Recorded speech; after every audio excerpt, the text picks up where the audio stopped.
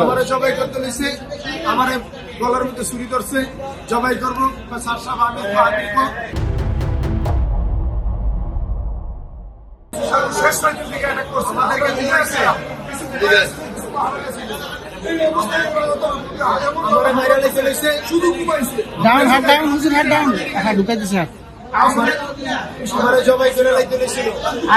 পরে আল্লাহ কিভাবে এদের থেকে বেঁচে আসলেন? বেঁচে গেলেন কিভাবে? আমার জবাই করতে নিছে, আমার গলার মধ্যে ছুরি ধরছে, জবাই করবো স্যার সাহেব আমি জায়গা ঢুকসকা আমাদের জোর করে জানিস না।